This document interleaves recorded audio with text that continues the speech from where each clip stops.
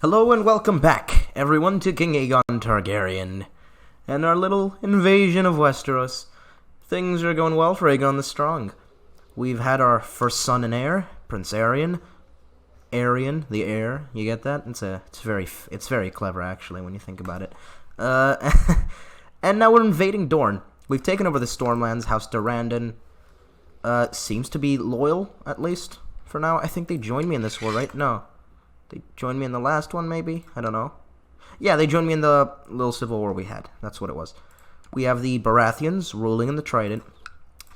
The Aarons bent the knee to me, and so did the Starks. And Torrhen, he's accustomed to bending his knee at this point. We also have the Iron Isles, of course. So there's 3 kingdoms remaining in our conquest. The Rock, the Reach, and Dorne. We're invading Dorne now, and these 2 are allied, so we should be able to finish them off in this episode, the invasion. So let's get going without further ado. Oh, you're going here. Yeah, go to the Gullet and pick up these men. Don't have any more to send. 100, yeah, whatever. Lord Dondarrion has given me his men. Good, good. Good that you know who your king is.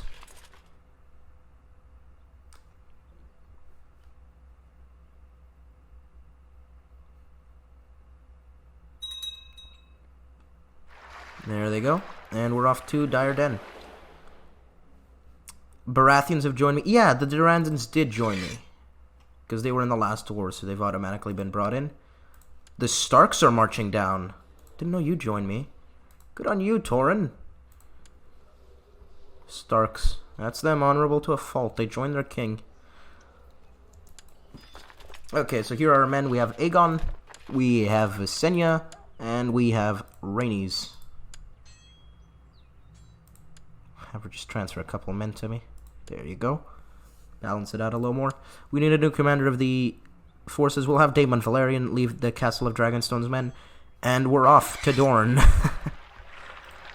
Now, we could support the Dondarrions and will. That's a good way to start things, because actually I think we can burn down Sunspear, because it's just desert terrain. We can't do it on mountains and hills like these areas, like the pass.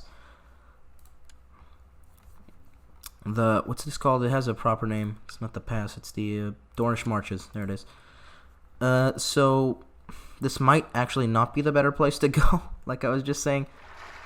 But we will go to the Western Sea of Dorne. We should be able to still use dragon harassing. So we will want to rout those guys. Here are the Dondarrions again siding with me. Good on you, I guess. Did he just die? He did. That's a shame. Let's not land directly on top of them. I'm not insane either. We'll go to the Tor, which has enough supply limit. Great, great. Because there's a river here from Will. From the Tor should be fine. This campaign has been proof that Lord Daemon of Driftmark is a good person to spend time with. I value his opinion highly and trust him on the battlefield. Brother in arms, I've become good friends with Daemon Valerian. Which is good. Good to know. Always good for the Targaryens. Oh, God. Oh, no. Oh, no. Oh, no. Oh, no. Can I get there first? I can. I don't know that I want to, though. They get there on the 3rd moon. No, I don't even get there first. I get there in time to get these guys. Back on the ships we go. If they want to push into our territory, that'll always be favorable to me. This is still mountains, though. Should I just land in Will? 16th of the 3rd moon. When will they get? 15th. I don't know how fast I get there, but I can't imagine I'm going to arrive with too much morale. This is mountains. I won't be able to deploy my dragons. Yeah, no. That's a bad place for Aegon to get involved. We don't want to lose that battle. We'll go to Blackhaven. And from Blackhaven, we'll come marching down as soon as we recover morale. Because at least then we'll have enough morale for the dragon harassing tactics. There's no way we can take on 20,000 without deploying the dragon in the battle. I can't imagine. Yeah, and they're coming after us. Even better. We'll hold the defensive ground. Hold the rivers and the mountains. Always favorable. Hopefully we'll get enough morale. 9th of the 4th moon. Fate smiles upon me, my wife Visenya is pregnant. Really good. We've got one kid from Rhaenys, and now we'll get one from Visenya. Excellent. There goes our dynasty, ever expanding. Be nice if she gave me a daughter to marry to Aegon, but a son wouldn't be bad. And there you go. Dragon harass is amazing. Who knew that dragons were overpowered in battle? We've immediately routed their center. Their flanks have more men, so they're holding out well. Oh god, they're holding out really well. Come on, Baratheons, where are you going? Where are you going? You're going the wrong way.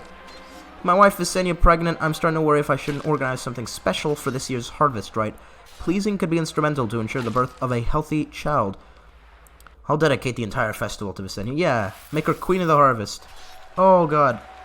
We did it, but we lost 2,000 men maybe. My wife was thrilled to take the role of Queen of Harvest for the festival. She's been very popular with the public, maintaining a cheerful demeanor, always smiling at everybody. Hopefully, this will both help her deliver a strong child, as well as spread the goddess blessings across my lands. I'm sure this will help her deliver the child. Yeah, hopefully. What a smooth pregnancy. We only got 3,000 of them to more significant losses of us, but it was a big victory in Blackhaven. The Battle of the Bone Watch. Sounds awesome. Okay, I'm not even reinforcing much if I wanted to go to friendly terrain. I'll let my vassals take care of the northern section of Dorne. They should be able to just siege and protect our land. Especially since the Reach isn't mine yet, which keeps the territory they can attack a lot slimmer. It's pretty much just going up the marches. So just defend the 2 passes and you're fine. I could scarcely believe it possible, but the pregnancy has made my sister-wife Visenya look even more beautiful than she already was. Whenever we're in the same room, I can hardly take my eyes off her. Better make a move quickly. Yes, that's a... Aegon's into the... He's into some prego porn, I guess. He's that kind of guy. Fair enough. We'll go and siege Sunspear, while my allies take the northern section of Dorne. After beating the Martells, despite not being able to deploy the dragon in battle, I feel a lot more confident to go after Sunspear.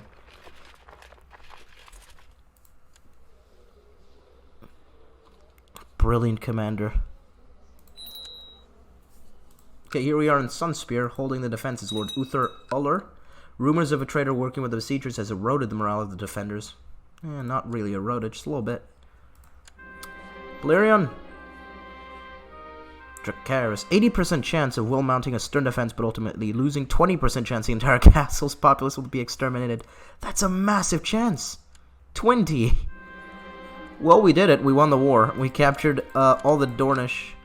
We captured the Princess of Dorne, her son, her grandchildren, and that'll make the Martells bend the knee. In this reality, Miria, being in prison, has actually given us Dorne, instead of her just saying, oh, yes, take me, but Dorne will never surrender, yada yada, like she does in the actual one. Enforced demands. Lady Paramount of Dorne. That's not a great sight, is it, from the Dornish? Which leaves 2 kings, the Rock and the Reach. We've taken Dorne. Another kingdom has been conquered. Who shall submit to the true Lord of the 7 Kingdoms next? Here's what I'll do. I'll go after the Reach, because we surround them with Dorne, the Stormlands, and the Crownlands. Obviously, the Rock would. We'd have, essentially, the Crownlands and Riverlands having an angle on them. But yeah, I'd like to get the Reach, since we have a lot more space for my allies to go after them. The lands of the Reach are fertile. King Aegon the Strong declared his conquest of the Reach. They'll surely honor their obligations. I mean, surely. Ronald Arryn's hiding behind walls. Miria Martell is hiding behind walls.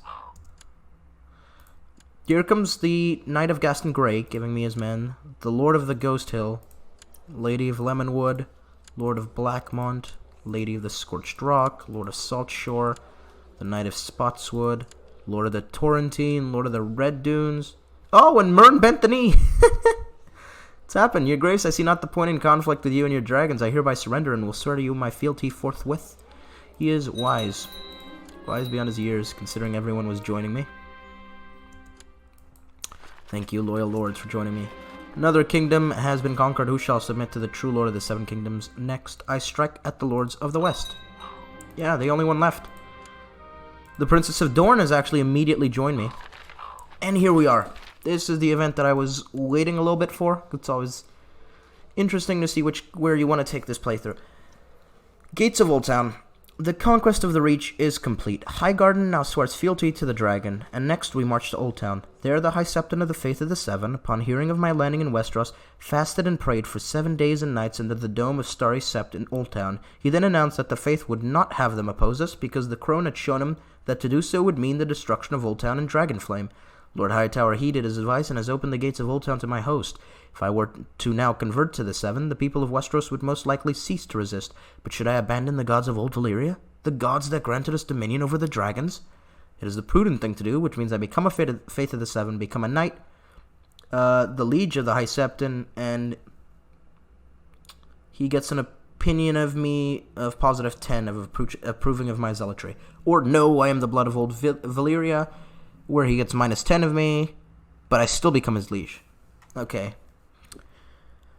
Now, here's the thing. From a roleplay perspective, right, we know what he'd do because he did it in actual history. So if I'm looking at it from a roleplay perspective, I definitely convert to the Faith, right? Because that's what he actually did, and there's nothing that's happened in this playthrough that has, given me any reason to not do that or to stay with Valyria. Now, that doesn't mean I'm going to select that option, because there's always the perspective of just, this is a video game. And sometimes it can be more helpful to just pick the other thing. Now, with staying Valyrian, what happens is I get a much better chance of taming dragons. I get that plus 400% of hatching and taming, which is good. I can still appeal to the Westerosi faith by choosing that as my syncretic faith. I still have a massive dragon taming and hatching chance from High Valyrian, but I get a significant increase from Valyrian. So the benefits of staying Valyrian are the increased dragons, the increase with the dragons. I don't think there's much else. I guess the syncretic faith option. There's not much else with the Valyrian faith because it's a dead religion. I could reform it. I could reform the faith, so that's another thing that I could do with Valyria. Where I'd need Velos, Old Geese, Dragonstone, Monteris. I need 3. I have Dragonstone. I'd need Old Volantis, potentially, Monteris, Velos, or Old Geese. Okay, Old Volantis is here. Monteris is over there. Velos. Where's Velos? Is it one of the little dead colonies? I thought it was. Where is it? Come on. Ooh, it's dark. It's very dark. There's Velos, and there's Old Geese. There. So I would have to go way to the east to even try to reform, which honestly, I don't think I'm going to do. It's way too far from where I want. I'd have to, do a conquest of the world for that.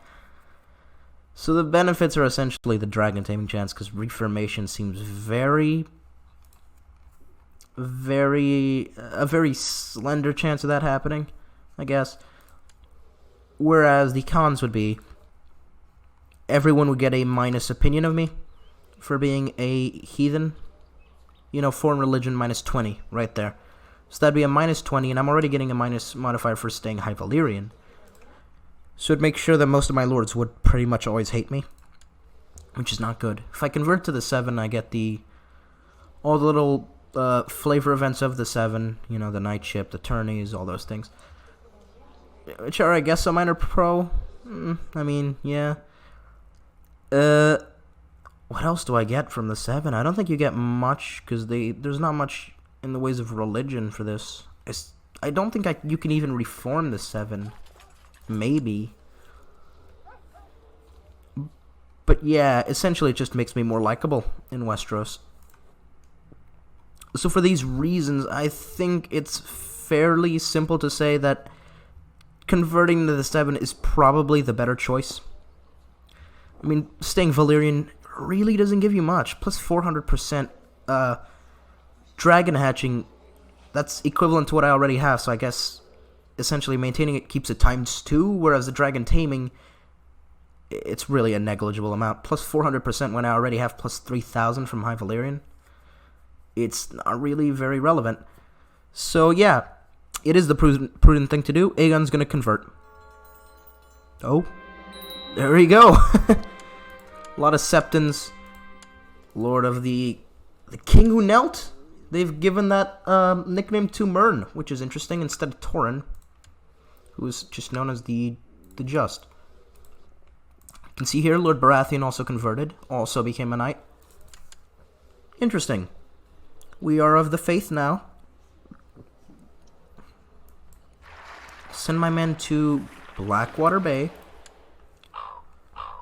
Here comes the Lord of Waynwood. Ooh, also another thing I forgot about changing the faith. It lets me establish the Kingsguard, which is always nice. I think you need to be in the faith to do that. Maybe not, though. Doesn't say in the conditions, actually, at all. Ooh, what's that? I can legitimize Orys Baratheon. His line and name may continue. Lose the trait bastard. What would that make him? Would that make him a Targaryen? Because I just want him to stay a Baratheon, if that's possible. I'll marry him, and if it changes his last name, which it might, I think I'll just change it to Baratheon manually. Don't know. Rael? I don't have anyone to marry you. I'm not marrying you to Rhaenys. She's my concubine. Westeros is at a state of war. They'll surely honor their obligations. I mean, surely. Look at all those lords. Nice to see. Lord of Newkeep. The Bite. Sunrise Keep. Nice to see that the realm is already united under Aegon the Uniter. You know, not the Conqueror. He's uniting the realm. He's doing good things by invading with bloodshed. He really just wants people to be happy. Ooh, Lord of Iford. Oh, there we go. We got a couple of extra men, which is nice. Lower you, though. Because now I have almost 8,000. It is good tradition to have some gossips around a pregnant woman in order to keep her calm and distracted from the tribulations of this delicate time in her life. As Visenia's husband, it is my duty to provide her with the support she needs. I'll have some maids dispatched. Yes, of course. No reason not to. Arian's 1. Good for him.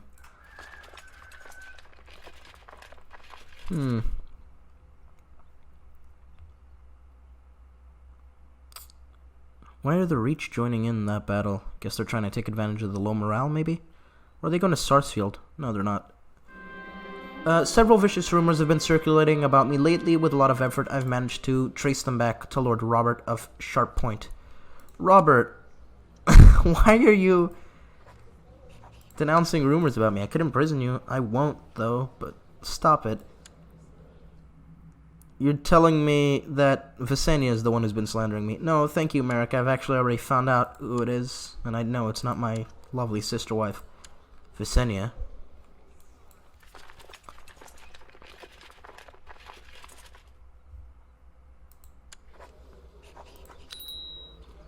Oh, who do I have in my prisons?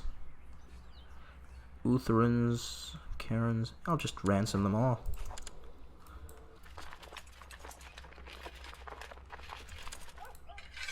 Aegon, Rhaenys, and is she in her last months? She is. She's in the final months. Good. So Jon will accompany me, and I suppose Visenya remains in Dragonstone during this war because she's giving birth. Can't quite just spawn here. Although I guess she does have a dragon, so for that, it wouldn't be much of an oversight to say that she could return to take command. But yeah, I think I'll just keep her at Dragonstone. She's giving birth. You want her to stay there. Maybe with the baby for a while. There's Lord Mern is leading 1,000 men. A ragtag group of 1,000 men into the west. Bold when you have your major army still coming in. Why you're leading just this small kind of force. Did none of them ransom themselves? They didn't. They can't. Okay, I'll just... Yeah, I don't want you in my prisons. Don't really give me anything, do you? Just staying here. They gone? They're gone. Good.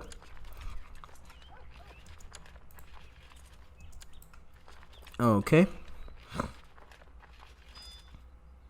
9th of the 11th moon, they'll reach Drock's castle. And I've had a second son. Son was born to King Aegon and Queen Visenya, named Vhagar Targaryen. Interesting name. Young Vhagar. is, I guess, the new Maegor. Second in line and whatnot. Oh, here we go. Met Lannisters already. Deploy my dragon, Balerion Dracarys. There you go. Slaughtered them. Here come the Starks, led by Lord Torrin. They're sieging Payne Hall.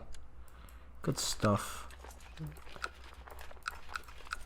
Goldshire's got quite a bit of gold, considering it's Goldshire. I might just go after it. Give me some extra cash.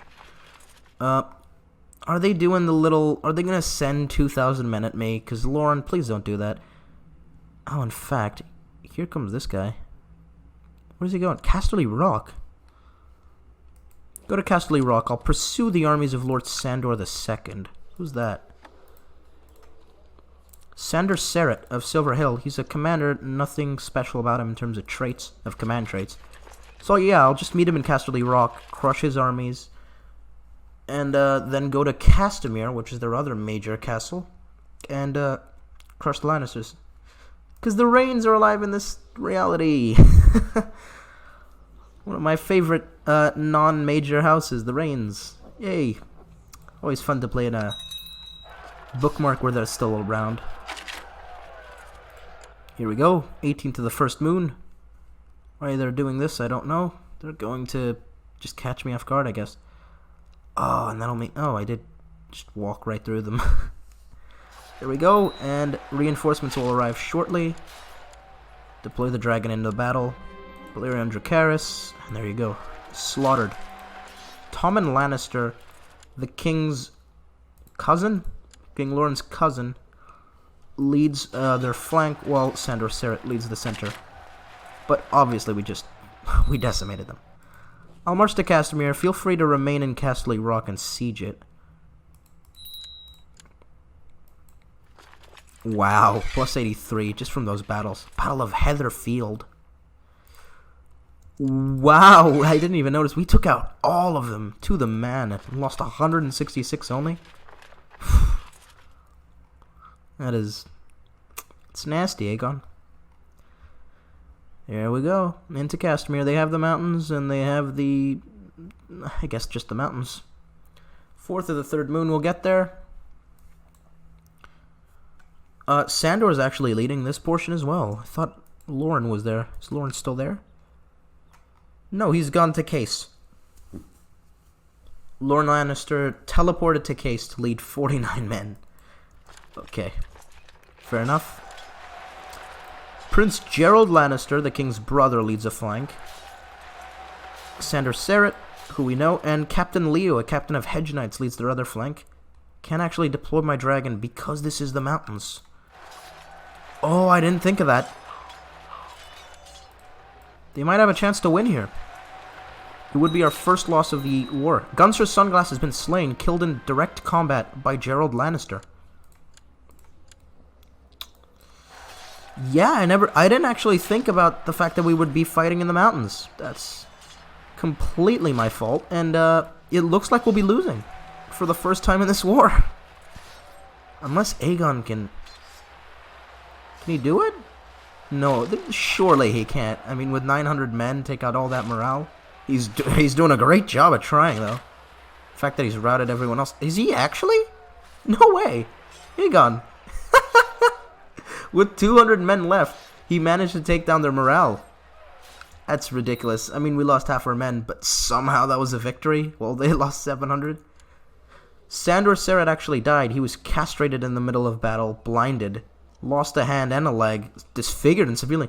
Dear God. Daemon. How this happened in single combat, I don't know. He just dismembered him in every possible way. Wow. Yeah. Don't mess with Daemon, I guess. Whew. I mean, obviously I'm going to send a ton of men to Aegon, who's the best commander here. Here comes the Lord of Strongsong. I'm just going to go to Goldshire and burn it down to finish this war. The Battle of Castamere. Probably the most questionable victory for King Aegon. Lost 3,000 men, but his men never routed. And eventually the Lannister men tired out despite only losing 800 and fled. They fled for the hills. Where'd they go, actually? I don't know where they actually went. They didn't die as a whole, so... I did kill Sandor. Where are you? Cornfield. No, that's not where they went. Case. Nope. Deep Den. They might have gone to Deep Den. Oh, I wasn't playing. That's my fault for being stupid right there. I'm sorry. Was these the guys we just beat? 5,000 left? I mean, it can't be. They lost minimal numbers. There's Lorne himself. He's managed to evade me. We've actually not killed any of the kings in this conquest. It's been a fairly peaceful conquest. All the kings have managed to evade us. There we go. We'll just take Goldshire real quick for the little bit of loot, I guess. Burn it down. Hopefully not slaughter a family. You know, kill a whole dynasty. Hopefully not. Dracarys. There we go. Good. Good stuff. Get that kashish. You know, that money. Lord of Crab's Shore is joining me. Good, good.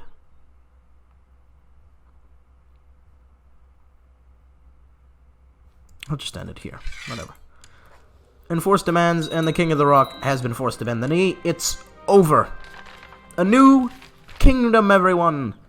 The conquest is complete. I have taken the swords of 1,000 defeated foes and forged a great throne with them, using the dragon breath of Balerion the Black Dread. It is a mighty throne, one which my followers are already calling the Iron Throne. But where shall it be placed?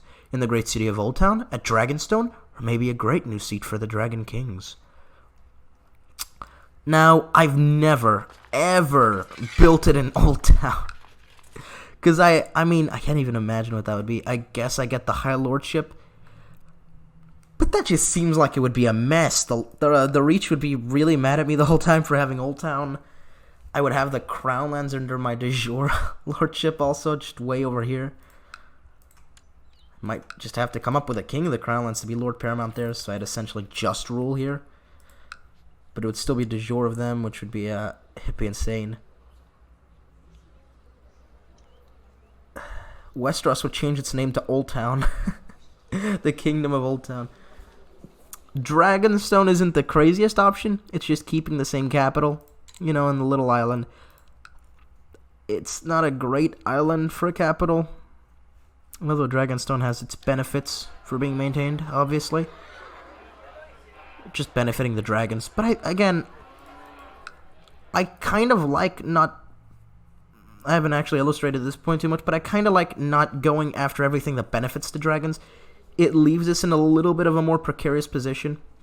It's not, you know, too insane role-playing-wise to think that he would make his own castle, because that's what he does.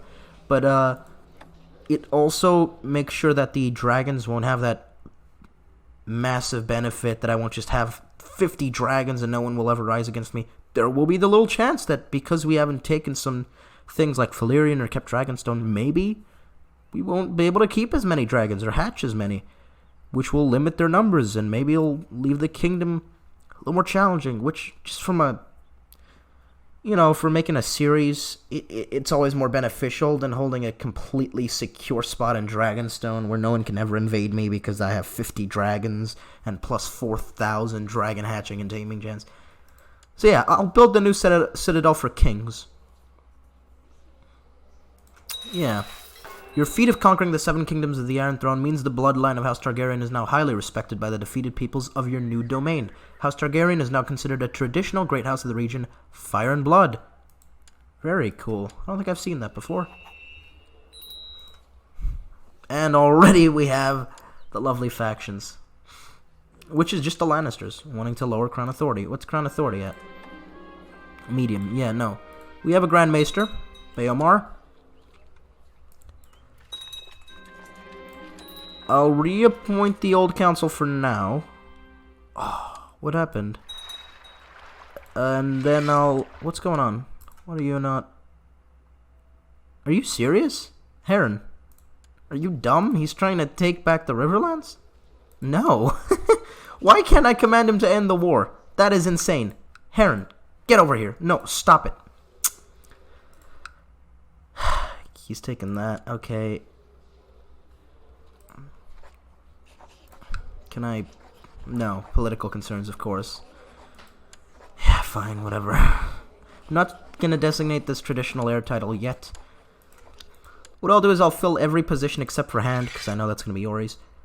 So, Master of Laws, first and foremost, is Rhaenys. It's my sister. Obviously, she'll just perform statecraft, improves relations with whoever. Master at Arms, I'm fine with it being Quentin Coharies. He's actually a pretty good man. Crispian Celtigar as Master of Coin isn't terrible either. He's really good. But I could give it to a Lannister. As the new king, we've got to make some of these Grand Lords... we gotta really incorporate them into the goings-on of the kingdom, so maybe appointing them to the council is a good idea. So there you go. Lorien Lannister, Master of Coin. Queen Visenya as Master of Whispers, I would like to remain, yes. And a Septon of Dragonstone. Just go there. Yeah, so ultimately not that many changes. Actually, we could... fire him as advisor, and I'll fire him as advisor, because I just made them advisors. Because they were the first two lords who joined me. And I'll make my new advisors. Why can't I make her in my council? She does like me, but she's dishonorable.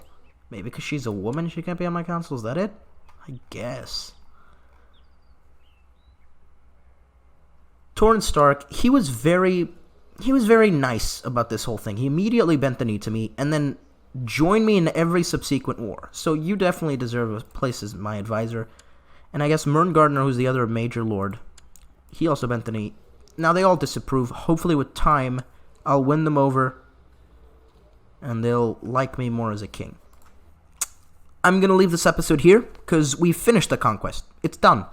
Westeros is under one king, like we said it would be. Now, it's about keeping it under one king. We've got 2 sons to ensure the line continues for now, but we have no daughters. No one to marry these sons off to. There's still potential problems with the faith, as we intermarry between siblings and whatnot, as that actually happened. The lords all still hate us because we subjugated all of them at the same time, so we'll have to win them to our side. There's a lot of political and diplomatic work to go on in the series, and I think we better pick up with those, pick up with that in the next episode. Yeah, I hope you guys did enjoy this one. If you did, do like and subscribe, and yeah, I'll see you in the next one, guys. Bye.